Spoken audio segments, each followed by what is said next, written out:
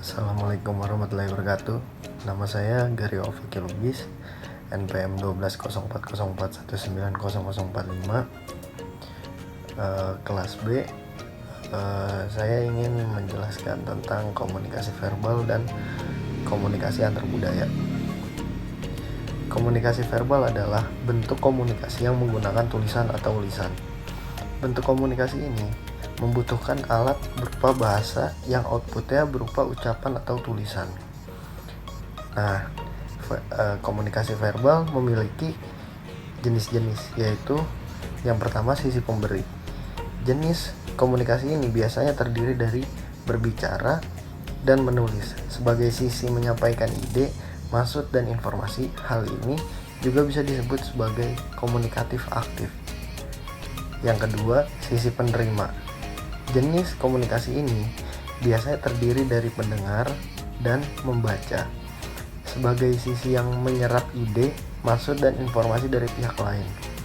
Hal ini bisa disebut sebagai komunikasi pasif.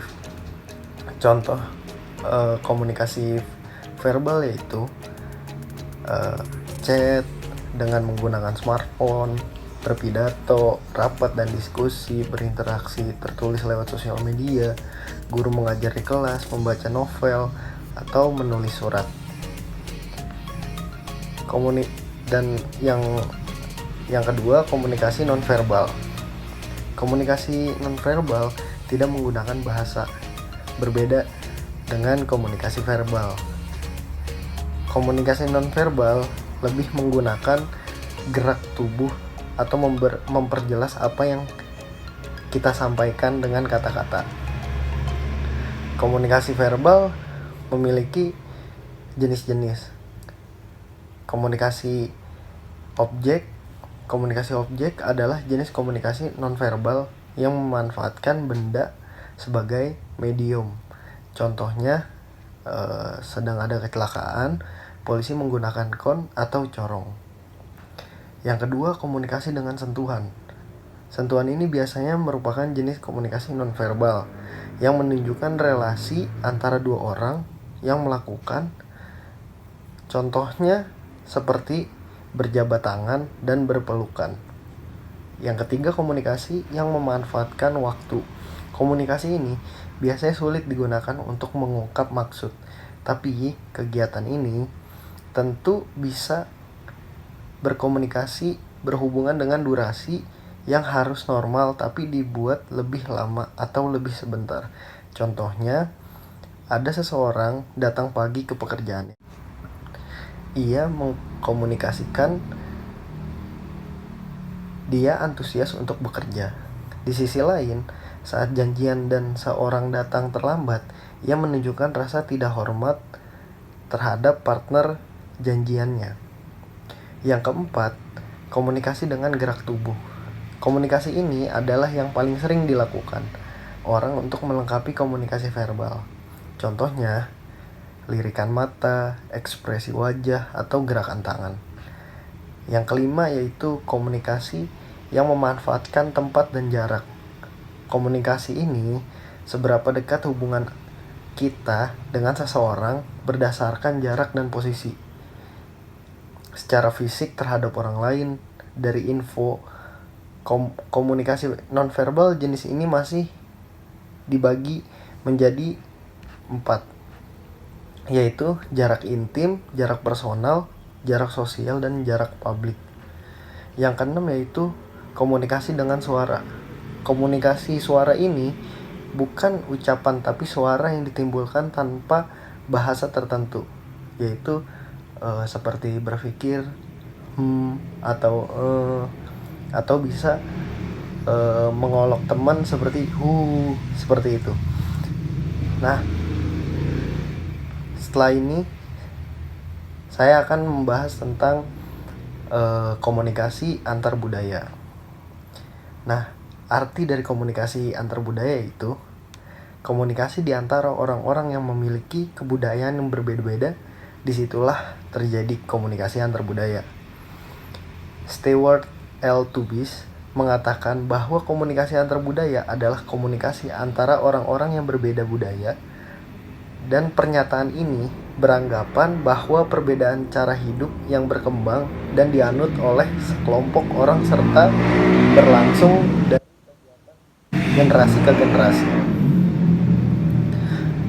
Nah, hakikat dari komunikasi antar budaya yaitu hakikat dari ini merupakan kegiatan yang terjadi dalam berkomunikasi setiap individu dengan individu lainnya, baik 2 orang bahkan lebih, sehingga menciptakan kemudahan dan pemahaman segala macam bentuk perbedaan yang ada.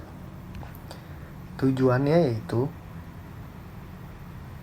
mengurangi tingkat ketidakpastian, seperti halnya ketika ada 2 individu yang sedang berkomunikasi, namun kedua individu ini menggunakan bahasa yang berbeda karena kebudayaan yang berbeda, sehingga komunikasi antar budaya inilah yang akan berperan sebagai alat untuk berkomunikasi dan mengurangi tingkat ketidakpastian logika maupun definisi dari topik yang sedang dibicarakan. Faktor terjadinya komunikasi antar budaya yaitu yang pertama ada mobilitas. Perjalanan dari negara satu ke negara lain sudah bahkan menjadi hal yang khusus lagi, alias kegiatan ini menjadi kegiatan umum yang kerap dilakukan oleh masyarakat. Hal itu terjadi karena adanya peluang-peluang bisnis yang menggiurkan dan pendidikan yang menjamin, sehingga terjadilah mobilitas yang luas. Yang kedua yaitu ekonomi. Faktor ekonomi pun juga mempengaruhi adanya komunikasi antar budaya. Seperti contohnya, negara Indonesia memiliki ekonomi berkembang akan mengalami ketergantungan dengan negara yang memiliki tingkat perekonomian yang tinggi, sehingga terjadilah perpindahan pekerja dan terjadilah penyatuan budaya dalam satu tempat. Yang ketiga yaitu teknologi. Teknologi akhir-akhir ini semakin pesat, dan sehingga komunikasi pun mampu membawa culture atau kultur luas masuk ke suatu wilayah yang dapat mempengaruhi budaya. Oleh karena itu, teknologi pun mampu membuat komunikasi antar budaya ini menjadi lebih mudah dan praktis. Bahkan cepat atau lambat, teknologi dapat memberikan dampak akan terjadinya pertukaran budaya secara besar-besaran. Yang keempat yaitu imigrasi.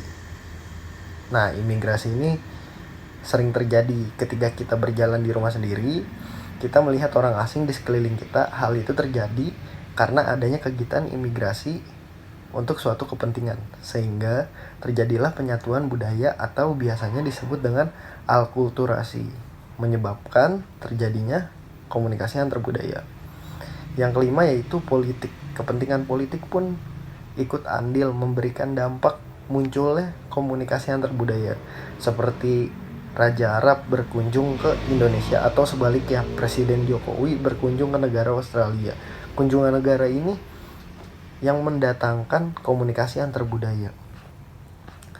Nah, manfaatnya mempelajari komunikasi antar budaya yaitu berbeda halnya dengan komunikasi antar budaya yang terletak pada pola hidup atau cara seseorang yang berbeda-beda dan membuat kesalahpahaman antar individu ketika berkomunikasi, sehingga perlu adanya mempelajari komunikasi antar budaya ini. Karena dengan mempelajari komunikasi antar budaya ini akan mendapatkan manfaat dalam berkomunikasi dengan menemukan orang dengan pola hidup yang berbeda, agar tidak terjadi kesalahpahaman bahkan pertikaian ketika berkomunikasi dengan orang tersebut. Ya, mungkin segini aja yang bisa saya jawab. Jika ada kesalahan, mohon dimaafkan. Saya Gario Alfaqi Lubis pamit undur diri. Assalamualaikum warahmatullahi wabarakatuh.